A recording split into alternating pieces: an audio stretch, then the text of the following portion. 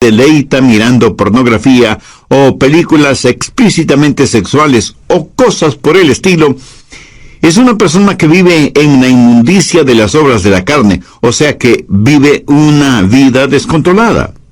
Cuarto, lascivia. Aunque esa es una palabra que no se la usa frecuentemente, literalmente significa falta de control o lo que podríamos llamar sensualidad. El vivir para los sentidos. Y esto no es necesariamente sexual. Puede ser la borrachera, la glotonería, o sea, un desordenado deseo por la comodidad, la ociosidad, el complacer a sus 5 sentidos, dejar que ellos controlen su forma de vivir. Eso también es una vida descontrolada. Quinto, idolatría. Y usted me dirá, pastor, nosotros somos gente moderna, civilizada. Nosotros no somos idólatras. Permítame hacer una pregunta. ¿Qué es un ídolo? Ídolo es cualquier persona o cosa que para usted es más importante que Dios. Cualquier cosa a la que ame más, tema más y sirva más que a Dios, ese es un ídolo. Y puede ser su familia, sus negocios, sus distracciones, sus pasatiempos. Nosotros, gente moderna y civilizada, tenemos cualquier cantidad de ídolos. Si usted está viviendo una vida de idolatría, si hay algo a lo que usted ame más, tema más y sirva más que a Dios, está viviendo una vida controlada por la carne, y eso también es una vida descontrolada. Sexto, hechicerías. La palabra hechicería procede de la palabra griega fármacos, y en realidad tiene que ver con el uso de drogas. En la actualidad se han inventado la frase drogas recreacionales, o sea, un cielo instantáneo.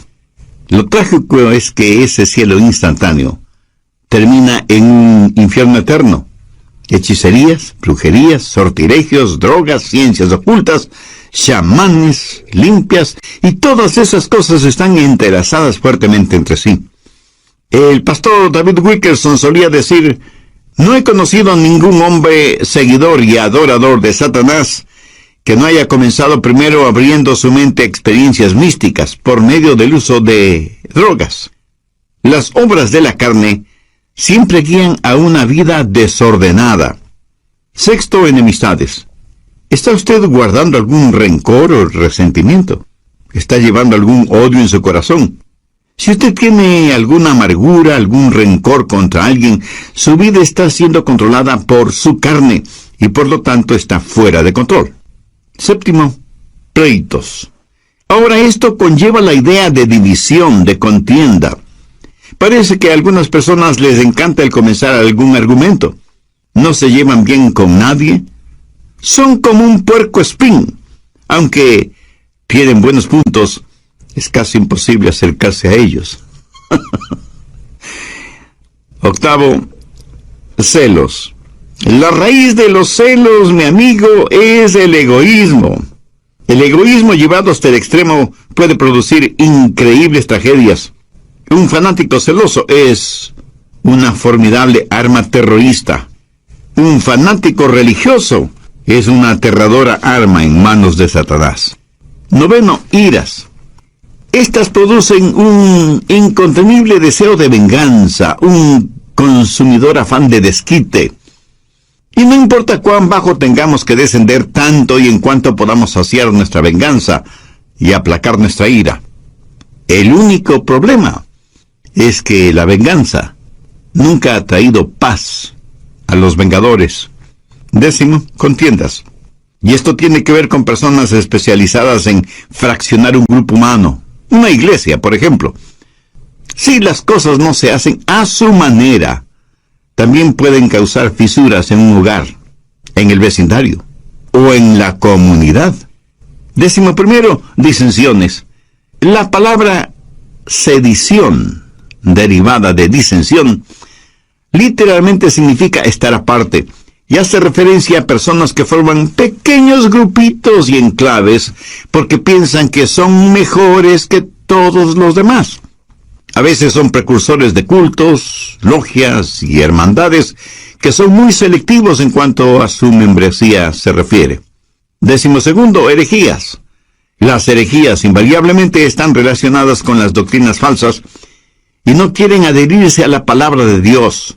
Personas controladas por las obras de la carne en vez de ser controladas por las obras del Espíritu. 13, envidias. Una persona envidiosa es una persona que no está satisfecha con lo que tiene. Posee un espíritu de codicia. Carece de un espíritu de agradecimiento. Y no es que únicamente quiere más, sino que quiere tener más que todos los demás. 14, homicidios. Y no faltará quien inmediatamente pensará, qué bueno que yo no soy un asesino. Cuando Jesús interpretó no la letra de la ley, sino el espíritu de la ley, dijo que si tenemos odio, rencor, venganza en el corazón contra alguien, somos homicidas, sin necesidad de disparar un arma o de utilizar un puñal. 15, borracheras. Esto no hace referencia al hecho de beber cerveza o licores hasta perder el sentido, sino a la realidad de que nuestra mente ha sido narcotizada, insensibilizada. Significa que tiene un impedimento en su capacidad mental. Así como el alcohol y las drogas son un impedimento moral y ético para quienes usan esos venenos. 16, orgías. Hay gente que parece que están de fiesta todo el tiempo. Fiesta en el sentido mundano, tratando de silenciar la voz de sus conciencias, tratando de escapar de la realidad, hundiéndose en las indulgencias de los entretenimientos, incapaces de no tener nunca un pensamiento serio, puro, agradable. Las orgías no son solo materiales, sino también intelectuales y espirituales. Pablo termina esta lista diciendo, y cosas semejantes a estas. Está diciendo que todas estas son señales de una vida no controlada por el Espíritu, o sea, una vida fuera de control. ¿Cuál es el resultado? Tiempo perdido, cuerpos debilitados, pensamientos torcidos y vidas totalmente destrozadas. Gálatas 5:22 dice, mas el fruto del Espíritu es amor, gozo, paz, paciencia, benignidad, bondad, fe, mansedumbre, templanza. Contra tales cosas no hay ley. La palabra templanza significa estar bajo control, pero en este caso, estar bajo control del Espíritu Santo. Mi amigo, mi amiga, ¿quién está en control de su vida? Al respecto, hay algunas cosas importantes que debemos saber. Primero, cómo vivir una vida controlada por el Espíritu. Gálatas 5:13. Porque vosotros, hermanos, a libertad fuisteis llamados, solamente no uséis la libertad como ocasión para la carne, sino servíos por amor los unos a los otros. Y en el siguiente versículo, Pablo nos dice cuál es el estándar del amor. Porque toda la ley en esta sola palabra se cumple. Amarás a tu prójimo como a ti mismo. Ese es el estándar legal. Y si queremos saber si estamos viviendo una vida de acuerdo a los parámetros de Dios, solo tenemos que hacernos la pregunta, ¿amo a los demás como me amo a mí mismo? El estándar de una vida autocontrolada o una vida controlada por el Espíritu es la ley. Pero la medida de eso es el amor. Hay 3 maneras de mirar esto de la ley. Algunos ven la ley como su enemiga. La carne les dice, no tengas nada que ver con ninguna clase de ley. La carne no quiere que nadie ni nada le sujete. Quiere hacer lo que le plazca. Eso es lo que se llama libertinaje. Otras personas miran a la ley como su amo. Y Pablo predica contra eso porque quienes viven bajo la ley están siempre luchando, pero nunca alcanzan la victoria. Saben lo que dice la ley. Saben que la ley es buena y justa, y por eso tratan de vivir bajo la ley, aunque eso les cueste la vida. Y quienes viven de esa manera, bajo la ley, son legalistas. Recuerde que la vida cristiana no es una relación de ley, sino una relación de amor. Muchos viven vidas de negativismo y ven a la ley como su amo. Gálatas 5:1. Estad pues firmes en la libertad con que Cristo nos hizo libres, y no estéis otra vez sujetos al yugo de esclavitud. Bueno, ¿y cuál es el yugo de esclavitud? Es el del esfuerzo propio. Cuando usted ve a la ley como su amiga, eso es libertad. Y tenemos tres opciones: libertinaje, legalismo o libertad. Y la Biblia dice que hemos sido llamados a libertad y que debemos estar firmes en la libertad con que Cristo nos hizo libres. Ahora escúcheme atentamente. Libertad no es hacer lo que se nos antoja. Nadie es verdaderamente libre hasta que no sepa lo que es control. Yo no sé interpretar música en ningún instrumento musical, lo cual me pone triste a mí, pero eso le alegra a muchas personas. Ahora, suponga que quiero tocar el piano y tan pronto me siento frente al piano, sé que ese piano está regulado por ciertas leyes. Y solo las personas que han aprendido esas leyes musicales son las que pueden hacer surgir melodías de ese piano. El salmista dijo: tus estatutos han sido mi canción en el día de mi peregrinaje. Cuando la Biblia dice que tenemos una vida de libertad, y esa libertad está controlada por el Espíritu, recién y solo entonces sabremos lo que es la verdadera libertad. Pero ¿cómo tener ese control, esa disciplina en nuestras vidas? No por medio del libertinaje, sino por medio de la libertad en el Espíritu. Nuestras vidas necesitan estar bajo control, pero no bajo nuestro propio control, porque eso lo único que producirá será libertinaje, sino bajo el control del Espíritu para tener libertad. Pero aún el parámetro de la libertad no es suficiente. Necesitamos fortaleza. ¿Dónde tener la fortaleza para vivir una vida controlada por el Espíritu? Bien, veamos Gálatas 5, versos 16 y 17. Digo pues, andad en el Espíritu, y no satisfagáis los deseos de la carne, porque el deseo de la carne es contra el Espíritu, y el del Espíritu es contra la carne, y estos se oponen entre sí, para que no hagáis lo que quisiereis.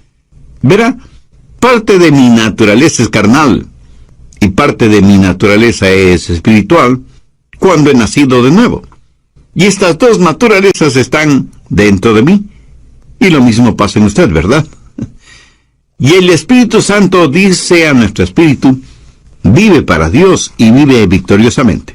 Es una especie de guerra civil dentro de nosotros.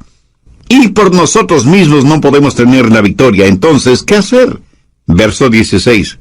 Andad en el Espíritu, y no satisfagáis los deseos de la carne. Note que no dice satisfaced los deseos de la carne, para que podáis andar en el Espíritu. Eso es legalismo, y es el sendero por el cual caminan millones de seres humanos. Si alguna lección espiritual he aprendido y sigo aprendiendo, es que no puedo caminar en el Espíritu si lo que me interesa es complacer los deseos de la carne. La santidad no es el camino hacia Cristo. Cristo es el camino hacia la santidad. ¿Dónde conseguir esa clase de fortaleza? Gálatas 5:18. Pero si sois guiados por el Espíritu, no estáis bajo la ley. El ser guiados por el Espíritu significa que yo voluntariamente busco la guía del Espíritu porque quiero caminar voluntariamente en el Espíritu.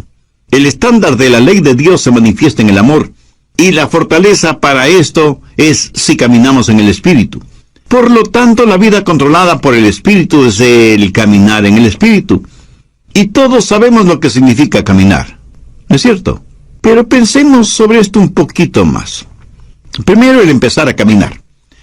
Un viaje de 1 kilómetro o de miles de kilómetros empieza con un paso. Voy a caminar de aquí hasta allá.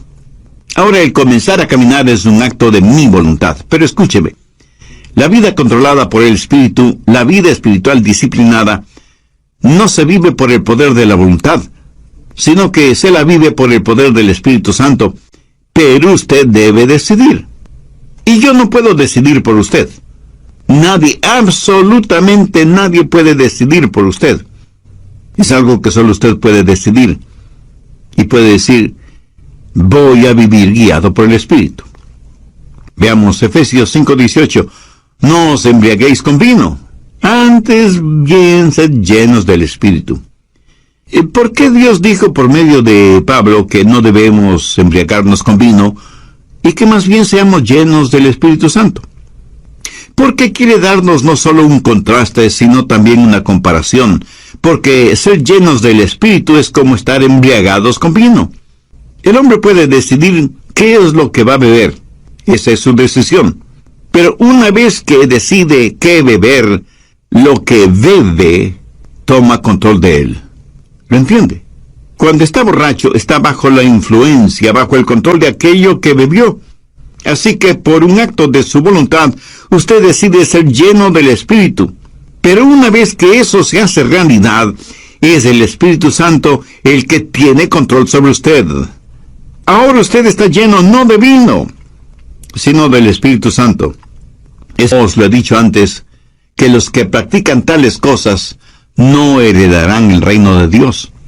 Mas el fruto del Espíritu es amor, gozo, paz, paciencia, benignidad, bondad, fe, mansedumbre, templanza. Vimos también algo detalladamente el significado de estas obras de la carne, e hice énfasis en primer lugar en cómo vivir una vida controlada por el Espíritu. Porque, como también lo dijo Pablo en Gálatas 5:13, porque vosotros, hermanos, a libertad fuisteis llamados, solamente no uséis la libertad como ocasión para la carne, sino servíos por amor los unos a los otros. Y en el siguiente versículo, Pablo nos dice cuál es el estándar del amor, porque toda la ley en esta sola palabra se cumple: amarás a tu prójimo como a ti mismo. Bien, continuemos. Segundo, la circunferencia de su caminar. ¿Qué significa caminar en el Espíritu? Note que no dice caminar con el Espíritu. Tampoco dice caminar siguiendo al Espíritu. Claramente dice andad en el Espíritu. Para mí, eso significa que el Espíritu debe ser la circunferencia de su caminar. Por ejemplo, si yo le dijera a usted, camine en este edificio, significa que usted debe estar en ese edificio. El perímetro del edificio es la circunferencia dentro de la cual usted puede caminar. Si usted se sale del edificio, ya no estará en el edificio. Espero que lo entienda. Todos los países del mundo tienen sus fronteras.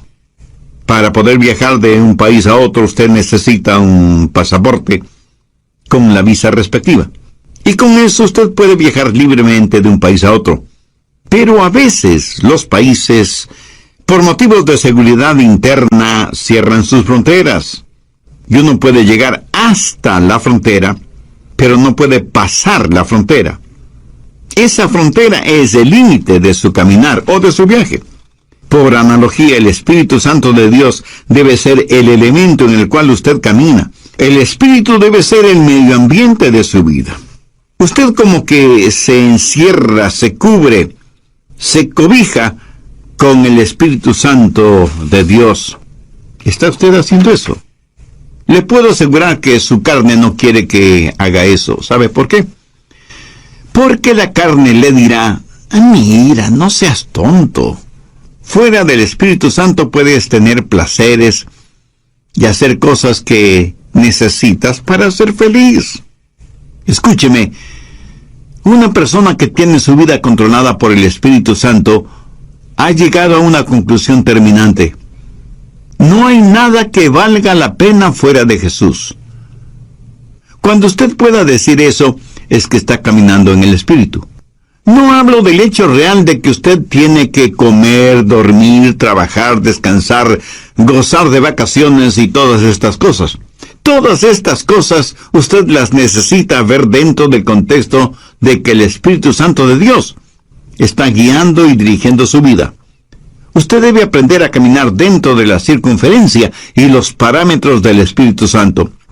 Y cuando usted se salga de esa circunferencia, el Espíritu Santo le dirá, mire, estás cruzando el límite. Y usted retrocede y se arrepiente. Eso, mi amigo, es una vida controlada por el Espíritu Santo de Dios.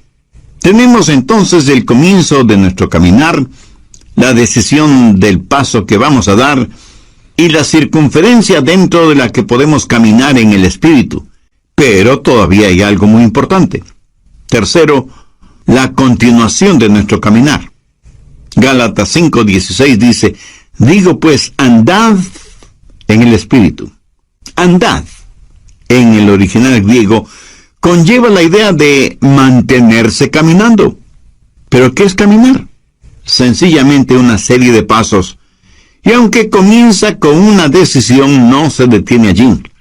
La vida controlada por el Espíritu es una crisis que comienza con «lo haré», pero es seguida por un proceso realizado un paso a la vez. Lo dije ya hace algunos minutos. Un viaje de 1 kilómetro o 1000 kilómetros comienza con el primer paso. Pero usted no se detiene después del primer paso, sino que sigue caminando paso por paso sin detenerse. Digo, si es que usted quiere llegar a alguna parte. Dicen que muchos caminan muy aprisa para llegar a un lugar que no conocen. Y estando ahí, no saben qué hacer. Despistados. Anota al margen Colosenses 2:6. Este es un versículo clave en una vida controlada por el Espíritu. Si usted está cansado y enfermo de las obras de la carne, si quiere tener la libertad y el gozo de pertenecer a los hijos de Dios, quiero que grabe en su mente y en su corazón Colosenses 2:6. Por tanto, de la manera que habéis recibido al Señor Jesucristo, andad en Él. Mi amigo, es muy importante que usted entienda bien esto. Si usted ha recibido al Señor Jesucristo en su vida, debe caminar en Él. Si yo le pregunto a usted si ya es salvo, y usted me responde afirmativamente, tácitamente me está diciendo que ya ha recibido al Señor Jesucristo como su Salvador. Por favor, escúcheme con atención. Si eso es cierto, o sea que usted ya es salvo o salva, entonces quiere decir que usted está caminando en Él. Bien, ¿me permite hacerle una pregunta? ¿Cómo recibió usted al Señor Jesucristo? Y probablemente usted me dirá, porque me arrepentí de mis pecados y deposité toda mi confianza y fe en Él. Muy bien, por arrepentimiento y fe. ¿Qué es lo que dice Pablo en Colosenses 2:6? Por tanto, de la manera que habéis recibido al Señor Jesucristo, andad en Él. Entonces, ¿cómo puede usted vivir una vida victoriosa? De la misma forma en que recibió a Cristo, por arrepentimiento y fe. Pero deseo que note las 3 últimas palabras del verso 6. Andad en Él. Y andad quiere decir caminar. Y el caminar se lo realiza un paso a la vez. Y usted necesita sus 2 piernas para caminar. No sé si se habrá dado cuenta, pero cuando caminamos estamos desbalanceados por fracciones de segundo cuando levantamos una pierna antes del siguiente paso. Le puedo asegurar que si usted está caminando y se queda con una pierna levantada por breves segundos, a menos que usted tenga un excelente sentido del equilibrio, terminará cayéndose. Así que ya puede ver la importancia de sus 2 piernas al caminar. Ahora, ¿cuáles son las 2 piernas de la vida cristiana? Arrepentimiento y fe. Pablo dice enfáticamente que si por arrepentimiento y fe hemos recibido al Señor Jesucristo, en arrepentimiento y fe debemos caminar en Él. Pero arrepentimiento y fe no es algo que usted hizo para salvarse, sino que es la forma de vivir de una vida controlada por el Espíritu, y caminamos en el Espíritu para no cumplir con los deseos de la carne. ¿Cómo caminamos por arrepentimiento y fe? Entendamos lo que es arrepentimiento. Escuche atentamente lo que voy a decir, porque seguramente no será lo que usted piensa es el arrepentimiento, ni será lo que muchos definen como arrepentimiento. Arrepentimiento es la manera en que Dios se revela a nosotros, y fe es la manera en que Dios nos revela a Jesús. Y quiero que entienda bien esto, por eso vale la pena repetirlo. Arrepentimiento es la manera en que Dios se revela a nosotros, y fe es la manera en que Dios nos revela a Jesús. Arrepentimiento es cuando yo veo que estoy en bancarrota espiritual, y fe es cuando veo la gloria de Él. Cuando usted se salvó, cuando yo me salvé, lo hicimos por arrepentimiento y fe. Permítame .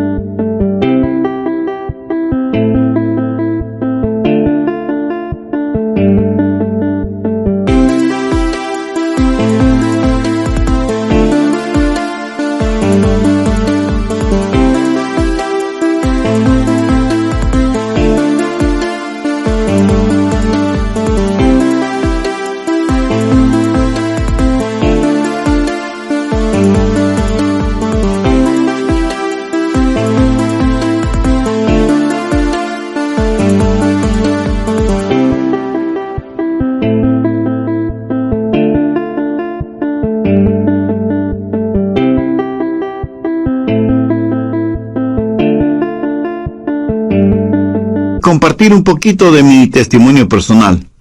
Cuando no era más que un muchachito, un jovencito, no sabía mucho de religión, y mucho menos de teología, por supuesto. Pero mi corazón tenía hambre de Dios. Luego escuché a un pastor predicando el mensaje de salvación y diciendo que solo en Jesucristo podríamos ser salvos. Hice esa decisión y le entregué mi corazón y mi vida al Señor Jesucristo.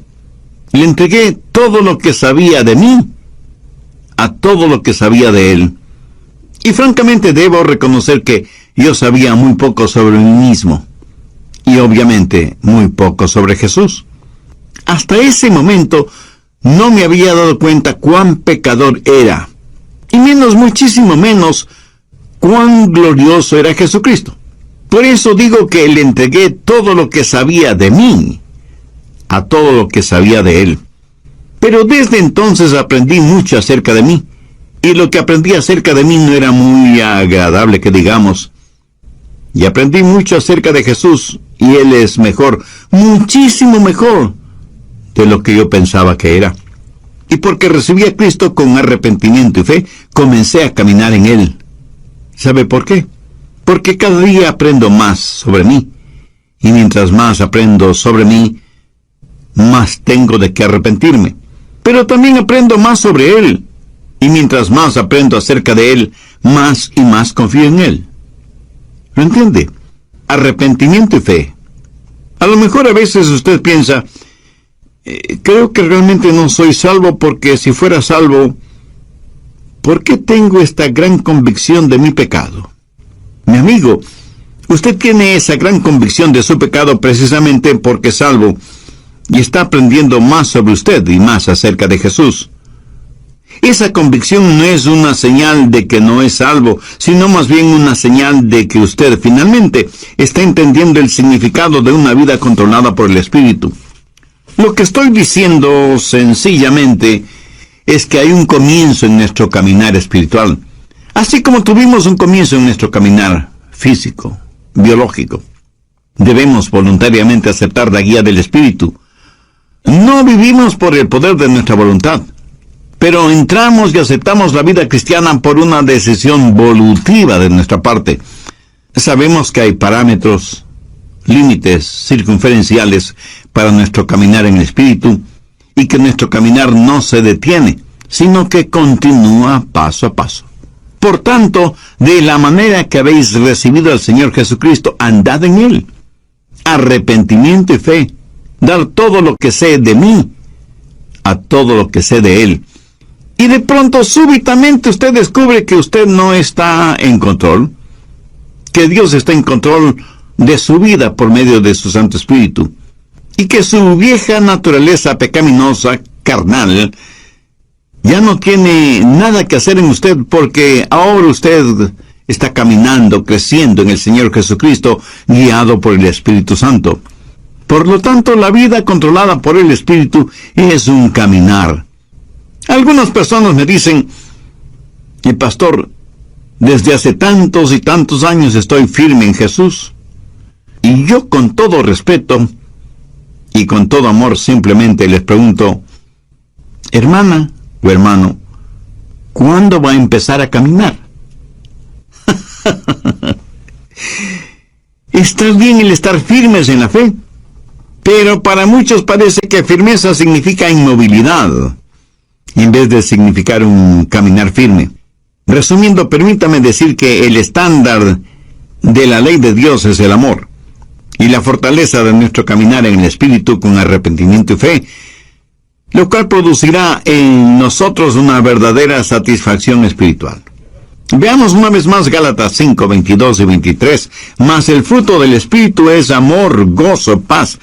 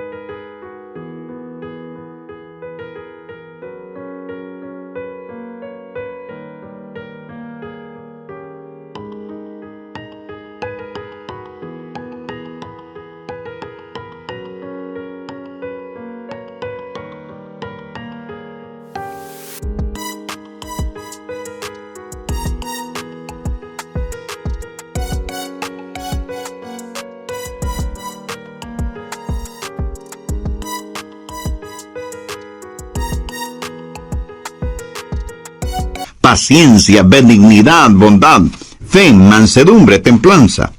Escúcheme, el diablo utilizará a sus familiares y amigos no cristianos para que le digan: tú no quieres vivir esa clase de vida, es tan aburrida. Mi amigo, esa es la única clase de vida que vale la pena vivirla. Es la única vida que produce genuina y eterna satisfacción. El apóstol la identifica como fruto, y un buen fruto es por lo general delicioso, hermoso, oloroso y satisface. Una fruta es para ser consumida, para aplacar el hambre. ¿Tiene usted hambre por el Señor, por las cosas de Dios? Si no es por medio del Señor Jesucristo, esa hambre nunca podrá ser satisfecha. Una vida controlada por el Espíritu es una vida llena del fruto del Espíritu, o sea, es una vida llena de amor, gozo, paz, paciencia, benignidad, bondad, fe, mansedumbre y templanza. La carne y el Espíritu están luchando en usted ahora mismo. El resultado depende de usted.